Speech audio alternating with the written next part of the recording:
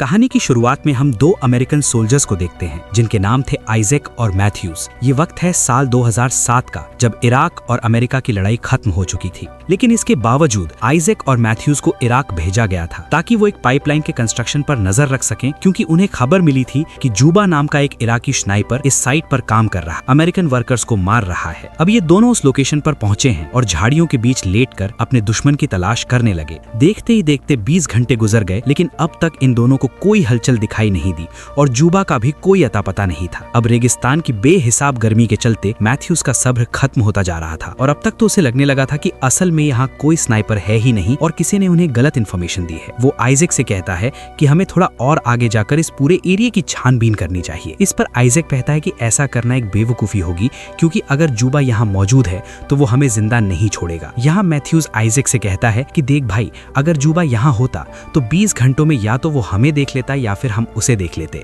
और रही बात इन बॉडीज की, तो मुझे लगता है कि इन लोगों को इराकी लुटेरों ने मारा होगा। इस पर आइजैक उससे कहता है कि इन सभी लोगों की मौत हेडशॉट खाकर हुई है और ये लुटेरों का नहीं बल्कि एक प्रोफेशनल स्नाइपर का काम है। हालांकि मैथ्यूज आइजैक की बात से सहमत नहीं था, लेकिन इसके बावजूद वो कुछ और घंटों तक इंतजार करने का फैसला करता है। देखते ही देखते कुछ घंटे और गुजर गए, लेकिन अब तक इन दोनों को कोई हलचल दिखाई नहीं दी और आखिरकार मैथ्यूज के सब्र का बांध टूट गया और उसने उस कंस्ट्रक्शन साइट पर जाकर चेक करने का फैसला किया। उसने आइजैक से कवर देने को कहा और खुद अपनी बंदूक लेकर आगे बढ़ गया। थोड़ा चलने के बाद जब मैथ्यूज साइट पर पहुंचा तो उसे चारों तरफ लाशों का ढेर दिखाई दिया, जिनमें से कुछ लाशें अमेरिकन सोल्जर्स की थी और बाकी लाशें अमेरिकन वर्कर्स की। यहाँ मैथ्यूज को एक रेडियो भी मिला और वो उसे उठाकर आगे बढ़ने लगा। तभी अचानक से आइजैक का स्कोप धुंधला पड़ गया, जिसके चलते वो मैथ्यूज को ठीक से देख नहीं पा रहा था। उसने फौरन मैथ्यूज को उसकी जानकारी दी और उससे वापस लौटने को कहा। इस पर मैथ्यूज कहता है कि भाई, मैंने तुझे कितनी बार बोला है कि तू अपना स्कोप चेंज कर ले और कुछ ढंग का ले ले, लेकिन तू मेरी बात सुनता ही नहीं है। यहाँ आइजैक कहता है कि ये स्कोप हमारे प्यारे दोस्त जैन का है और इसलिए मैं हमेशा इसे अपने पास रखता हूँ। दरअसल जैन इन दोनों का एक पुराना दोस्त था जो युद्ध के दौरान मारा गया था और ये स्कोप जैन की आखिरी निशानी थी। इसके बाद जब मैथ्यूज ने लाशों की जांच की तो वो पूरी तरह से हैरान हो गया, क्योंकि ये सभी लोग परफेक्ट हेडशॉट खाकर मरे थे। अब मैथ्यूज को एहसास होता है कि शायद आइजैक सही कह रहा था और ये काम किसी प्रोफेशनल स्नाइपर का ही है और इतना पक्का निशाना केवल एक आदमी लगा सकता है और वो है जूबा। मैथ्यूज आइजैक को भी इसके बारे में बताता है, जिस पर आइजैक कहता है कि तुम फौरन वहां से वापस लौट आओ, वरना तुम्हें भी इन लाशों को कंपनी देनी होगी। यहाँ मैथ्यूज आइजैक की बातों पर ध्यान नहीं देता और साइट के बीचों बीच खड़े होकर ये जानने की कोशिश करता है कि गोलियां किस डायरेक्शन से चलाई गई हैं। आइजैक उसे ऐसा करने से मना करता है, लेकिन अब तक तो काफी देर हो चुकी थी। यहाँ वो स्नाइपर मैथ्यूज के पेट में गोली मार देता है, जिससे मैथ्यूज जमीन पर गिर जाता है। अब ये देखकर आइजैक अपने साथी को बचाने भागता है और उस स्नाइपर की गोलियों से बचने के लिए वो जिग-जैग पैटर्न में आगे बढ़ता है, लेकिन अभी वो मैथ्यूज को बचा पाता, इससे पहले वो स्नाइपर उसके पैर में गोली मार देता है। अब इसके चलते आइजैक मैथ्यूज को वहीं छोड़ देता है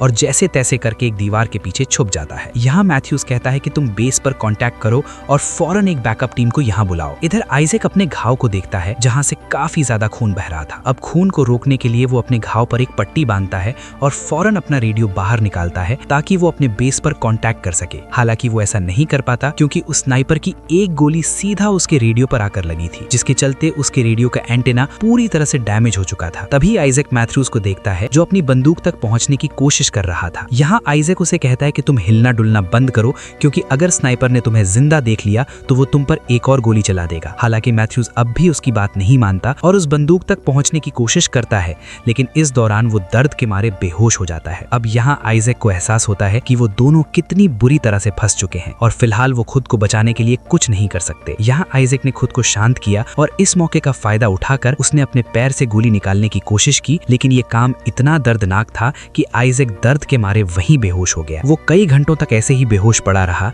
और उसकी आंख तब खुली जब उसने रेडियो पर थोड़ी हलचल सुनी। यहाँ आइजैक को लगा कि शायद यूएस आर्मी उससे कांटेक्ट करने की कोशिश कर रही है और ये देखकर वो काफी खुश हो गया। इसके बाद उसने उन्हें सिचुएशन की पूरी जानकारी दी और एक बैकअप टीम भेजने को कहा। अब जो ऑफिसर आइजैक से फोन पर बात कर रहा था, वो उससे कहता है कि इतने बड़े रेगिस्तान में तुम्हें देख पाना इम्पॉसिबल है, इसलिए हम ये चाहते हैं कि तुम अपनी जगह पर खड़े हो जाओ या फिर हवा में फायर करो ताकि हम तुम्हारे लोकेशन जान सकें और तुम तक मदद पहुंचा सकें। अब ये सुनकर आइजैक थोड़ा परेशान हो जाता है और उसे उस आदमी पर शक होता, क्योंकि ये सारी चीजें करना प्रोटोकॉल के खिलाफ थी। इसके बाद जब आइजैक ने उस आदमी के एक्सेंट पर फोकस किया तो वो फौरन समझ गया कि ये आदमी कोई अमेरिकन नहीं है, बल्कि वो स्नाइपर है जिसने उन्हें गोली मारी है। उस स्नाइपर ने आइजैक की रेडियो फ्रीक्वेंसी पकड़ ली थी और अब वो उसके मजे ले रहा था। यहाँ आइजैक कहता है कि मैंने तुम्हें पहचान लिया, तुम कोई अमेरिकन नहीं हो बल्कि वो स्नाइपर हो जिसने हमें गोली मारी है। इस पर वो स्नाइपर कहता है कि तुम्हारा अंदाजा बिल्कुल सही है, मैं वही हूँ जिसने यहाँ मौजूद सभी अमेरिकियों को मारा है, और अगर तुम जिंदा रहना चाहते हो तो तुम मुझसे बातें करते रहो। अब पहले तो आइजैक इसके लिए मना कर देता है,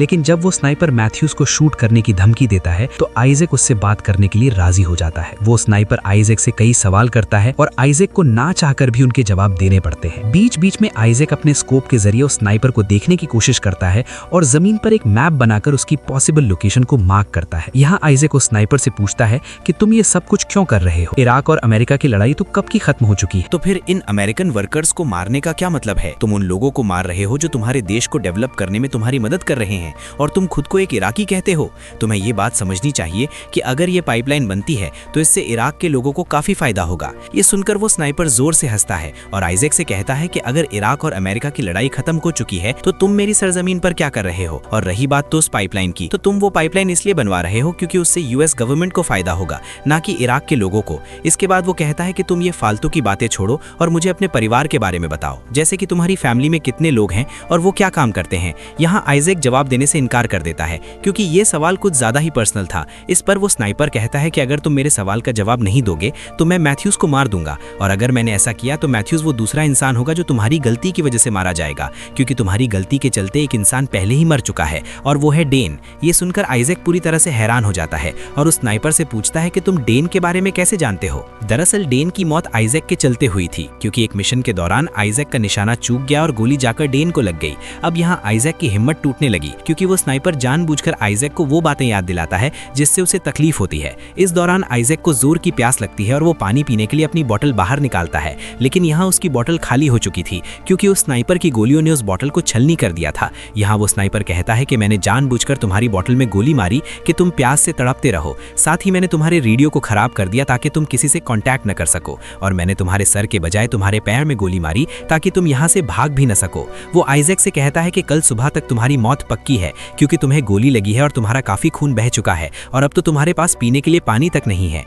यहाँ आइजैक को स्नाइपर से कहता है कि तुम किसी आतंकवादी से कम नहीं हो। ये सुनकर वो स्नाइपर जोर से हंसता है और आइजैक से कहता है कि तुम्हारे हाथों में बंदूक है और तुम मेरे देश में हो और तुमने मुझे मारने की कोशिश भी की है, और इसके बावजूद भी तुम मुझे आतंकवादी कह रहे हो। इस बातचीत के दौरान आइजैक उस स्नाइपर को देखने की कोशिश करता है और तभी उसकी नजर एक कचरे के ढेर पर जाती है और वो फौरन समझ जाता है कि वो स्नाइपर इस कचरे के ढेर में छुप कर बैठा है। अब यहाँ आइजैक को एहसास होता है कि ये स्नाइपर कितना खतरनाक है, क्योंकि इस कचरे के ढेर में इतनी देर तक छुपे रह पाना कोई बच्चों का खेल नहीं है। यहाँ आइजैक इससे कहता है कि कहीं तुम वो इराकी स्नाइपर जूबा तो नहीं? इस पर वो स्नाइपर कहता है कि नहीं, मैं जूबा नहीं हूँ, मैं तो एक आम इराकी नागरिक हूँ जो अपने देश की रक्षा कर रहा है। इस पर आइजैक कहता है कि मेरे हिसाब से तुमने अपने स्नाइपर की ट्रेनिंग यूएस आर्मी से ली है, जिसके बाद तुमने उन्हें ही धोखा दे दिया और उन्हें ही मारने लगे। यहाँ वो स्नाइपर कहता है कि मुझे स्नाइपर की ट्रेनिंग यूएस आर्मी ने नहीं दी है और मैं सिर्फ उन लोगों को मारता हूँ जो मेरे देश को नुकसान पहुंचाने की कोशिश करते हैं।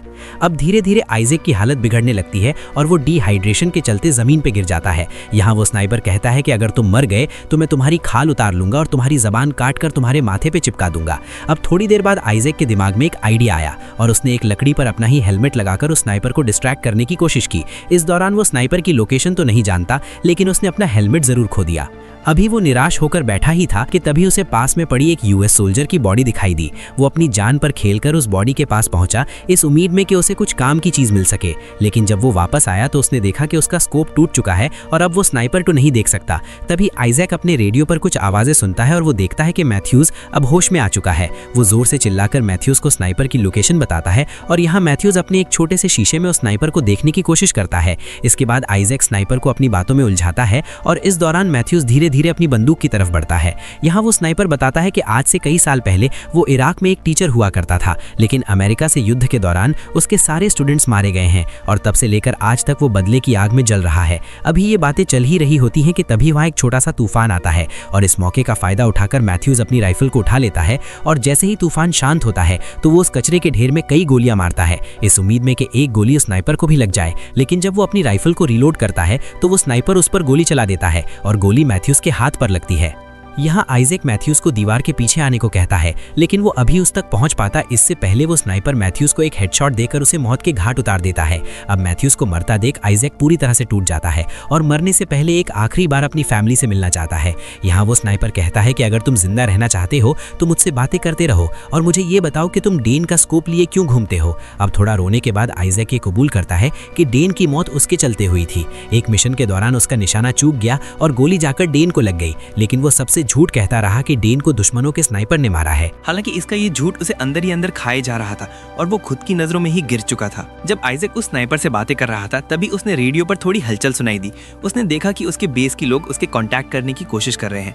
आइजैक ने उनसे बात करने की कोशिश की, लेकिन इसका कोई फायदा नहीं था। उस स्नाइपर ने आइजैक के रेडियो फ्रीक्वेंसी को टैप कर लिया था, जिसके चलते आइजैक उनकी बातें तो सुन सकता था पर वो उनके जवाब नहीं दे पा रहा था। यहाँ वो स्नाइपर आइजैक बनकर बातें करता है और बेस के लोगों से एक बैकअप टीम भेजने को कहता है। और अब आइजैक को एहसास होता है कि असल में यहाँ मौजूद वर्कर्स ने कभी मदद बुलाई ही नहीं थी। वो तो ये स्नाइपर था जिसने उनसे मदद मांगी थी ताकि यूएस आर्मी यहाँ आए और ये एक एक करके इन्हें मार सके। या आइजैक ने इस बातचीत को रोकने की कोशिश की, लेकिन वो इसमें नाकामयाब रहा और थक कर वहीं सो गया। अब थोड़ी देर बाद जब आइजैक होश में आता है तो उसे रेडियो पर कोई भी हलचल सुनाई नहीं देती, इसलिए उसे लगता है कि शायद वो स्नाइपर भी सो चुका है। इस मौके का फायदा उठाकर वो मैथ्यूज की राइफल को अपने पास खींचता है और उस कचरे के ढेर पर निशाना लगाता है। तभी आइजैक को यूएस आर्मी के 2 हेलीकॉप्टर्स दिखते हैं और ये देखकर आइजैक अपने सामने वाली दीवार को गिरा देता है ताकि वो लोग उसे देख सकें।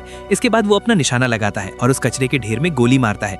हालांकि वो श्योर नहीं था कि गोली उस स्नाइपर को लगी है या नहीं, और ये जानने के लिए वो अपनी जगह पर खड़ा हो जाता है ताकि अगर वो स्नाइपर जिंदा हो तो वो उसे मार दे। लेकिन लकीली वो स्नाइपर गोलियां नहीं चला था, जिससे आइजैक को लगता है कि या तो वो स्नाइपर मर चुका है या फिर बुरी तरह से घायल है। अब जल्दी वो दोनों हेलीकॉप्टर्स लैंड हो गए हैं और यहाँ आइजैक की टीम उसे स्ट्रेचर पर लेटाकर वहां से ले जाने लगी।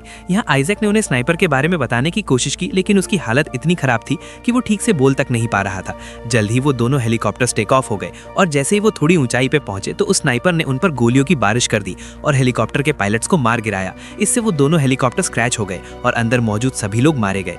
कहानी के आखिर में वो स्नाइपर यूएस हेडक्वार्टर्स को कॉल करता है और उनसे एक रेस्क्यू टीम भेजने को कहता है और वो खुद को एक यूएस सोल्जर बताता है। और इसी के साथ ये शानदार कहानी यहाँ पर खत्म हो जाती है। आई होप आपको ये कहानी पसंद आई होगी। अगर वीडियो अच्छी लगी हो तो इसे लाइक कर देना और चैनल को भी सब्सक्राइब कर लेना।